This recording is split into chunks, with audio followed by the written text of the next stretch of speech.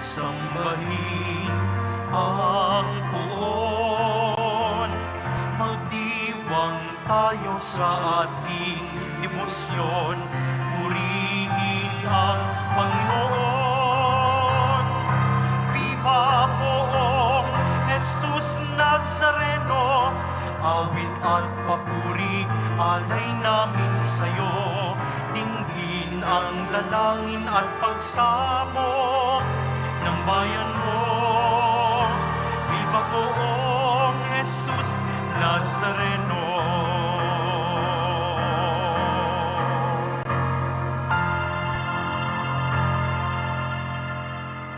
Sa ngalan ng Ama at ng Anak at ng Espiritu Santo. Amen. Ang pagpapala ng ating Panginoong Hesukristo, ang pag-ibig ng Diyos Ama, at ang pakikipagkaisa ng Espiritu Santo, naway sumainyong lahat. At sumaiyo rin. Mga kapatid, tinipon tayo bilang kaanib na angkan ng Diyos, kaya dumulog tayo sa maawaing Panginoong nagpapatawad ng lubos. Sinugong tagapagpagaling sa mga nagsisisi, Panginoon, kaawaan mo kami. Panginoon, kaawaan mo kami. Dumating na tagapag-anyayang mga makasalanan ay magsisi, Kristo, kaawaan mo kami. Kristo, kaawaan mo kami. Nakaluklok ka sa kanan ng Diyos Ama para ipamagitan kami. Panginoon, kaawaan mo kami. Panginoon, kaawaan mo kami. Kaawaan tayo ng makapangyarihang Diyos, patawarin tayo sa ating mga kasalanan at patnubayan tayo sa buhay na walang hanggan. Amen. Manalangin tayo. Ama naming makapangyarihan, ang iyong dakilang pagkamaawain ay nangingibabaw sa aming ginagawang kabutihan at idinadaing ng mga kahilingan. Ang kagandahang loob mo sa amin ay gawin mong mag-umapaw upang ang kasalanang ipinangangambang ihingi ng kapatawaran ng budhi naming takot na ikaw ay lapitan, ay iyong patawarin ng lubusan, at ang ipinag-aalangan naming hilingin sa pagdarasal ay iyong pagbigyang aming makamtan sa pamamagitan ni Jesucristo kasama ng Espiritu Santo magpasawalang hanggan. Amen. Magsiupo ang lahat.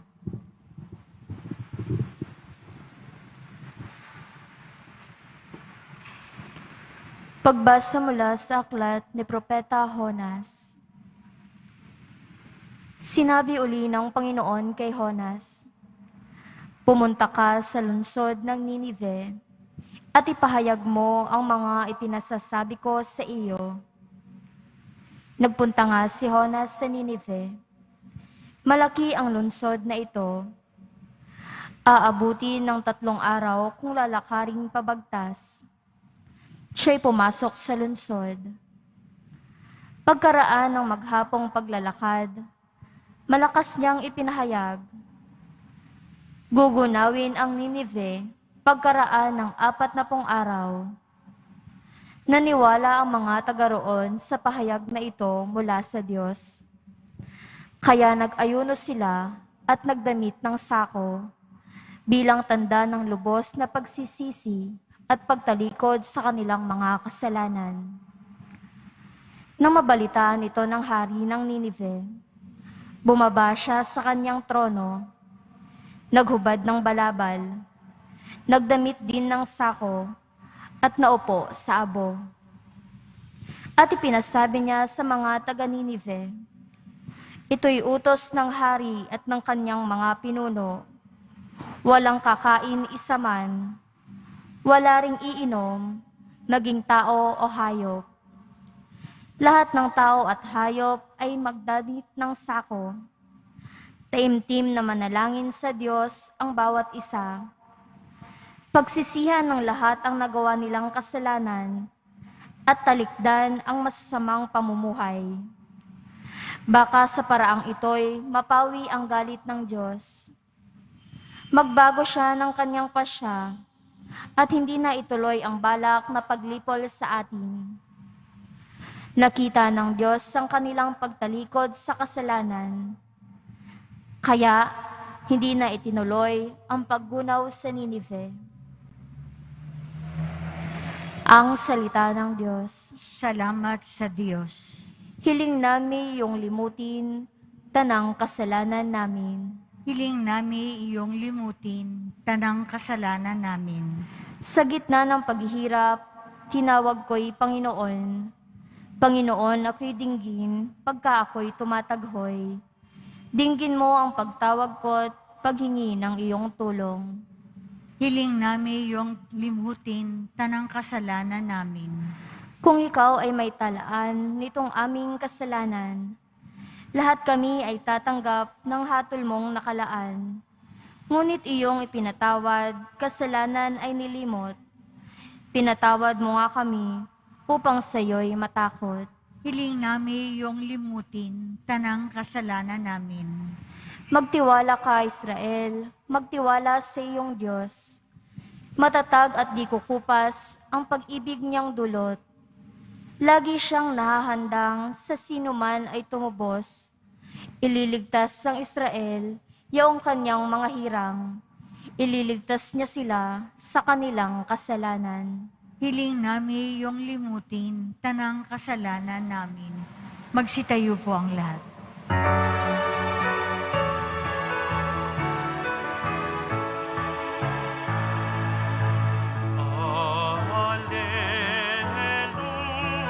Alleluia,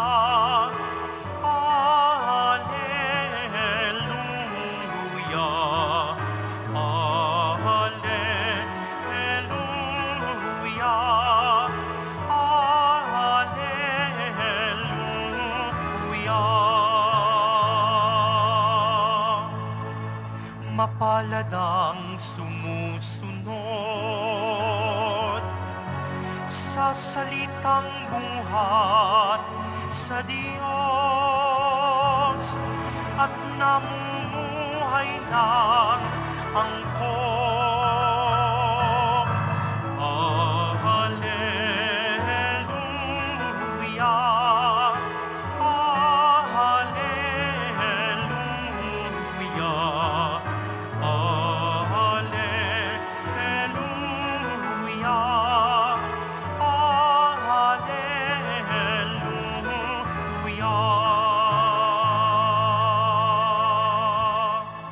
Sumainyo ang Panginoon. At sumaiyo rin. Ang mabuting balita ng Panginoon ayon kay San Lucas. Papuri sa iyo, Panginoon. Noong panahong iyon, pumasok sa Jesus sa isang nayon. Malugod siyang tinanggap ng isang babaeng nagngangalang Marta sa tahanan nito. Ang babaeng ito'y may isang kapatid na Maria ang pangalan. Naupo ito sa paanan ng Panginoon at nakinig sa kanyang itinuturo. Alalang-alala si Marta sapagkat kulang ang kanyang katawan sa paghahanda. Kaya't lumapit siya kay Jesus at ang wika, Panginoon, sabihin nga po ninyo sa kapatid kong tulungan naman ako.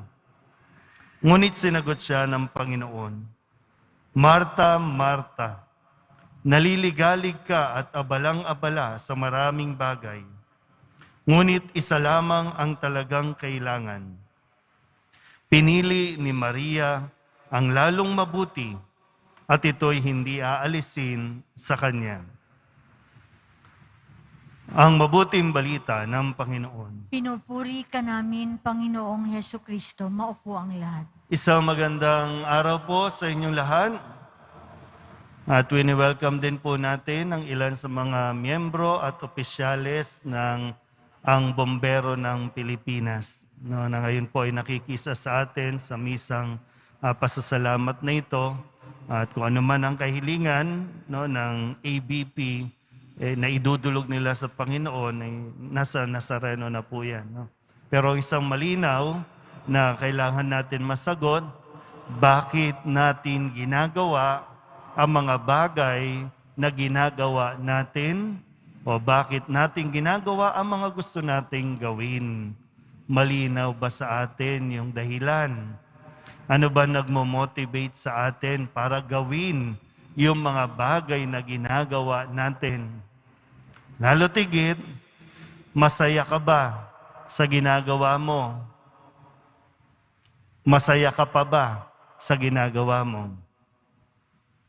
Sa kwento natin sa Ebanghelyo ngayong araw na ito, dinalaw ni Jesus ang isang bahay. Yung bahay nila Marta, Maria at Lazarus. Ito yung kaibigan na sinasabing malapit kay Jesus.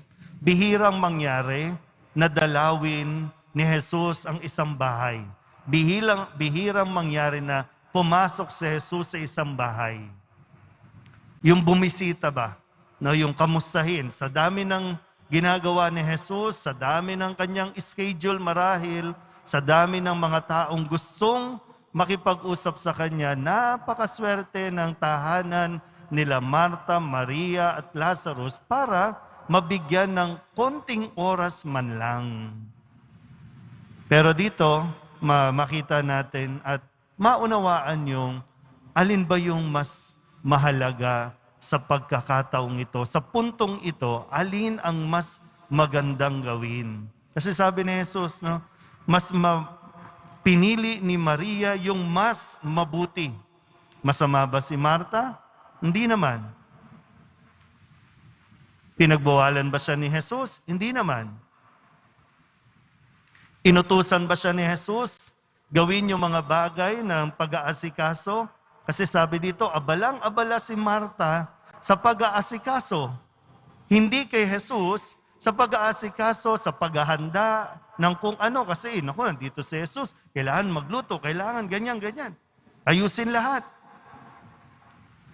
Pero ang sabi po, dito sa kwento na kung saan mas nakaka-relate tayo, sabi ni Marta, Panginoon, tulungan mo nga ako. Sabihan mo nga yung kapatid ko, tulungan naman ako. Kung sa atin yon, para bang hirap na ako. Ako na lang kumikilos dito, ako na lang ng ako. Kaya ngayon tanong, sino ba nagsabing gawin mo yan? Napapagod ka na. Sino ba nagsabing bawal kang magpahinga? Bawal kang huminto?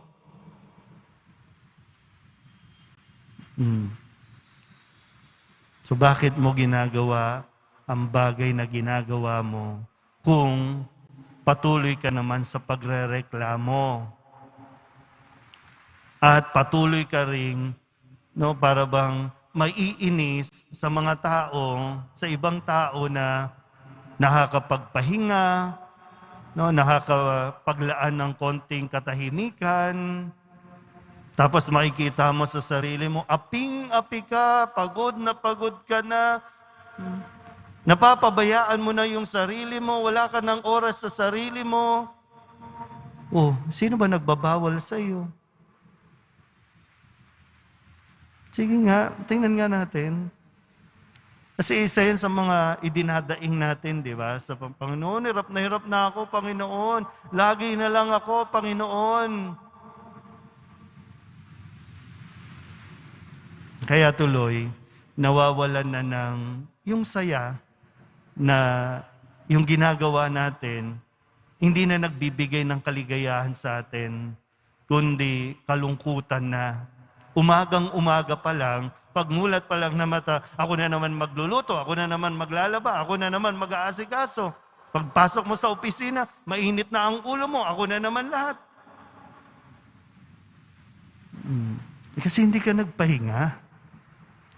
Kasi yung pahinga, di ba, mahalagang bagay yan sa atin sa pananampalataya natin, di ba? Kaya nga nag-utos ang Diyos sa araw ng pamamahinga, magpahinga tayo at sa pagpapahinga natin, hinahayaan natin na makausap tayo ng Diyos, makakwentuhan tayo ng Diyos. Kaya sabi, mas pinili ni Maria yung maupo, makinig, kasi bihira akong makadalaw, bihira akong makausap ninyo. Tapos ngayon, hindi pa kita makausap kasi yung utak mo punong-puno ng kung anong mga alalahanin sa bagay sa mundong ito. Ang dami mong concern. At nauuwi sa pagrereklamo. Kaya maganda yung opposite po no, sa unang pagbasa sa aklat ni Jonas, nang ipahayag ni Jonas sa mga tao, maging sa mga leader ng lipunan na gugunawin ng Diyos ang inyong lugar. Pag hindi kayo nagsisi, hindi kayo nagbago. O, sabi, pati mga pinuno, ang hari, nag-utos, lahat, walang kakain, walang kikilos, magdarasal, hihingi ng tawad. Walang nagreklamo. Lahat sumunod. Tinuloy ba ng Diyos ang paggunaw sa Ninive? Hindi. Kaya nga, di ba, problema natin dito sa COVID, baka ito rin di ba? Ang dami nating reklamo, hindi tayo nagsabay-sabay. Kung nagsabay-sabay lang sana tayo, no, na, isang buwan, tigil lahat.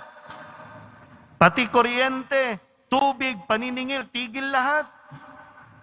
Siguro matagal na tayong walang face mask. Hindi. Paano ako? Paano kami? Paano ko mabubuhay? Paano? Puro reklamo. Humahaba tuloy itong ating nararanasan.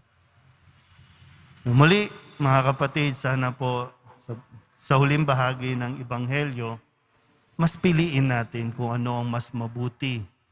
At ang mabuti, manatili tayo sa Diyos. Makinig at sumunod sa Diyos. Pagkatapos niyan, magiging maaliwalas, magiging malinaw, at masaya nating gagawin ang ating mga misyon sa buhay. Amen? Magsitayo po ang lahat.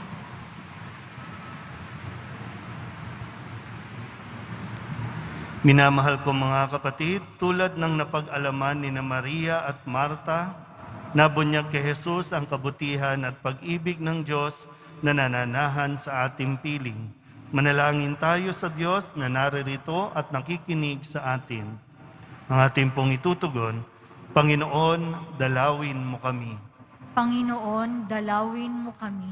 Ang simbahan sa buong daigdig, naway maging bukas na tahanan para sa lahat ng maliliit nating mga kapatid. Manalangin tayo. Panginoon, dalawin mo kami. Ang mga labis na abala sa mga bagay sa mundong ito na kumukupas, naway magkaroon ng pagpapahalaga sa pakikinig sa salita ng Diyos. Manalangin tayo. Panginoon, dalawin mo kami. Katulad ni Maria, naway piliin natin ang higit na mahalaga at tanggapin si Jesus sa ating puso at buhay. Manalangin tayo. Panginoon, dalawin mo kami.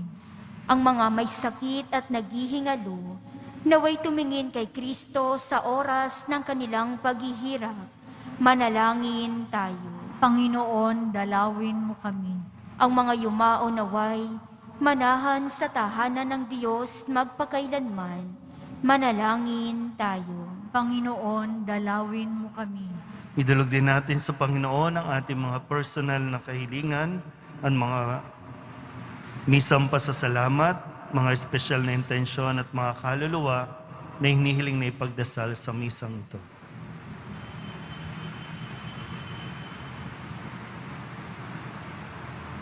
Ang lahat ng ito inihiling namin sa ngalan ni Kristo, aming Panginoon. Amen. Magsiupo ang lahat.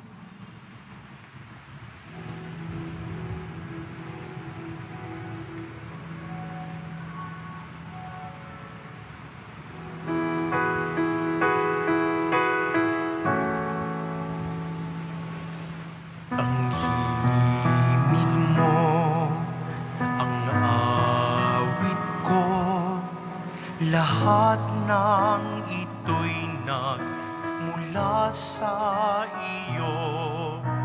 Muling ihahandog sa iyo, buong puso ko'y inaalay sa iyo. O Diyos, o Panginoon, lahat ay biyayang aming inampon, aming buhay at kakayahan. Ito'y para lamang sa iyong kalwalhatian. Ito'y para lamang sa iyong kalwalhatian. Magsitayo po ang lahat. Manalangin kayo mga kapatid upang paghahain natin ay kalugdan ng Diyos Amang makapangyarihan. Tanggapin nawa ng Panginoon itong paghahain sa iyong mga kamay, sa kapurihan niya at karangalan sa ating kapakinabangan at sa buong sambayanan niyang banal. Ama naming lumikha, tanggapin mo ang paghahain ng mga alay na iyong inihabilin at sa pagdiriwang ng dapat naming ganapin ang kabanalan ng iyong pagliligtas ng way sumaamin sa pamamagitan ni Jesucristo kasama ng Espiritu Santo magpasawalang hanggan. Amen. Sumainyo ang Panginoon. At sumaiyo rin. Itaas sa Diyos ang inyong puso at diwa. Itinaas na namin sa Panginoon. Pasalamatan natin ang Panginoong ating Diyos. Marapat na siya ay pasalamatan. Ama naming makapangyarihan, tunay ngang marapat na ikaw ay aming pasalamatan. Sa iyong paglingap at kagandahang loob, ang tao'y nilikha mo at pinangasiwa sa sansinukom. Sa hangad mong siya'y iwastong lubos, siya'y pinagdusa mo sa kanyang pagtalikod. Sa iyong paggiliw, iyong ipinahintulot na makabalik siya sa pamamagitan ni Kristo Jesus. Kaya kaysa ng mga anghel na nagsisiawit ng papuri sa iyo, na walang humpay sa kalangitan, kami nagbubunyi sa iyong kadakilaan. Santo, Santo, Santo, Panginoong Diyos ng mga hukbo, napupuno ang langit at lupa ng kadakilaan mo, o sana sa kaitaasan. Pinagpala ang naparirito sa ngalan ng Panginoon, o sana sa kaitaasan. Magsiluhod po ang lahat. Ama naming banal, ikaw ang bukal ng tanang kabanalan. Kaya't sa pamamagitan ng iyong Espiritu, gawin mong banal ang kaloob na ito upang para sa aming maging katawan at dugo ng aming Panginoong Hesukristo.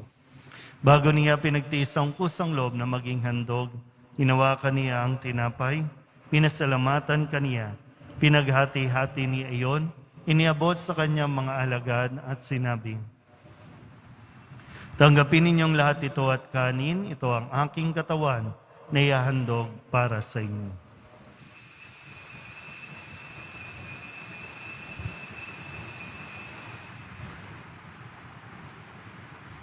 Gayun din naman nung matapos ang hapunan, hinawakan niya ang kalis, muli kaniyang pinasalamatan. Iniabot niya ang kalis sa kanyang mga alagad at sinabi, tanggapin ninyong lahat ito at inumin. Ito ang kalis ng aking dugo, ng bago at walang hanggang tipan. Ang aking dugo na ibubuhos para sa inyo at para sa lahat sa ikapagpapatawad ng mga kasalanan. Gawin ninyo ito sa pag-alaala sa akin.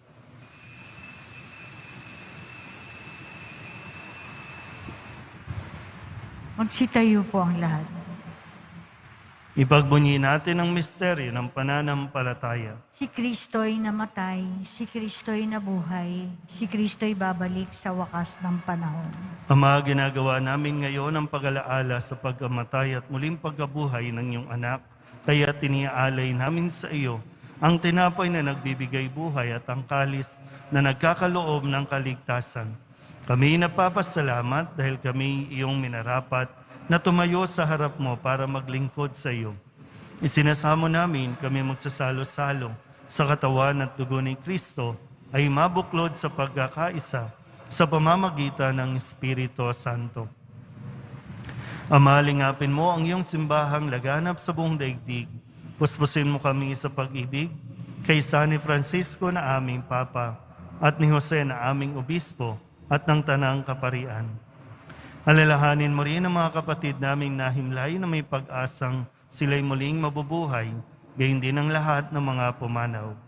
Kawaan mo sila at patuloyin sa iyong kaliwanagan. Kawaan mo at pagintapating kaming lahat na makasalo sa iyong buhay na walang wakas. Kaysa na mahal na Birhen Maria na Ina ng Diyos, ng kabiyak ng puso niyang si San Jose, kaysa ng mga apostol at ng lahat ng mga banal na namuhay dito sa daigdig ng kalugod-lugod sa iyo. May pagdiwang nawa namin ang papupuri sa kararangal mo sa pamamagitan ng iyong anak na aming Panginoong Hesukristo. Sa pamamagitan ni Kristo, kasama niya at sa Kanya, ang lahat ng parangal at papuri ay sa iyo. Diyos amang makapangyarihan, kasama ng Espiritu Santo, magpasawalang hanggan. Amen, amen, amen, amen.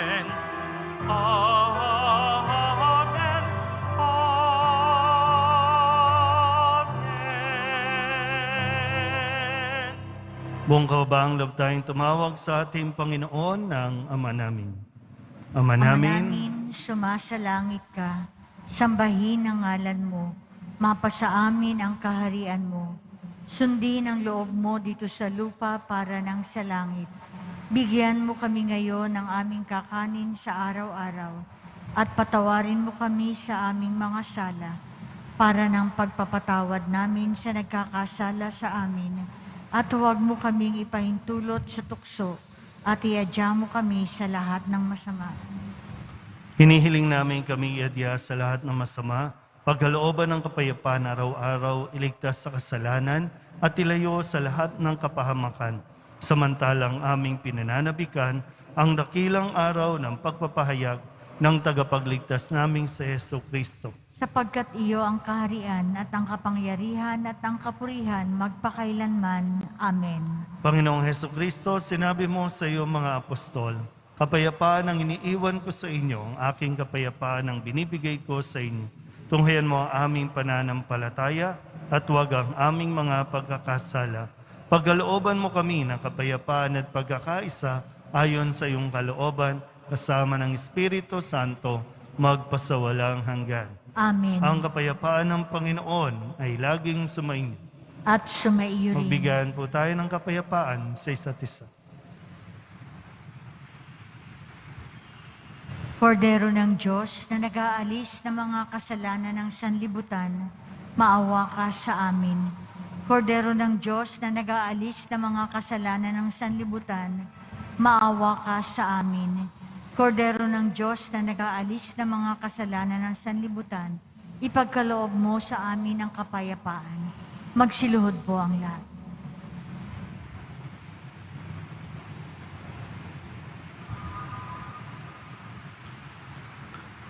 Ito ang kordero ng Diyos. Ito ang nag-aalis ng kasalanan ng sanlibutan. Mapalad ang mga inaanyayahan sa kanyang piging. Panginoon, hindi ako karapat-dapat na magpatuloy sa iyo, ngunit sa isang salita mo lamang ay gagaling na ako.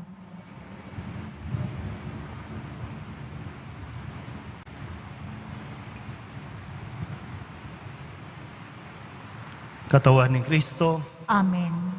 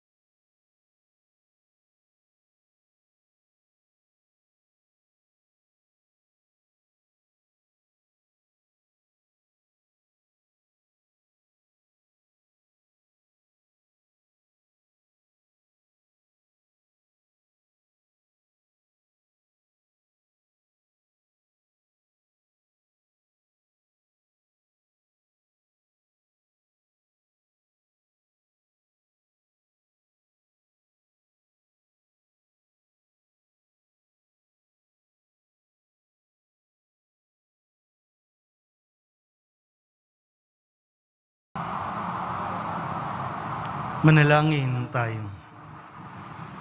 Ama naming mapagmahal, ipagkaloob mong sa pagsasalo namin sa pagkahit inuming banal, kami ay maging katawan ni Kristo na aming pinakinabangan sa pamamagitan niya, kasama ng Espiritu Santo, magpasawalang hanggan. Amen. Sumainyo ang Panginoon. At sumaiyo rin. Manalangin tayo para sa pagbabasbas. Mahal na pong Jesus Nazareno, inihayag mo sa pamamagitan ng krus ang walang maliw na pag-ibig ng Diyos sa sangkatauhan. Pakinggan mo ang kahilingan ng iyong angka na nagsusumamo sa iyo. Makamtanawa nila ang iyong katugunan at tanggapin ang kasagutan na may utang na loob na tinatanaw.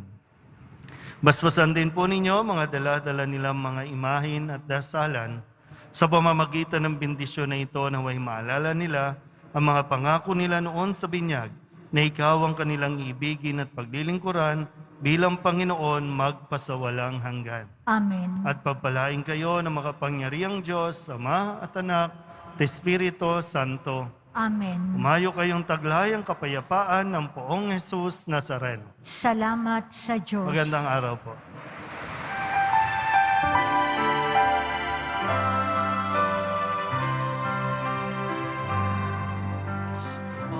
Padre Jesus Nazareno, sinasamba ka namin.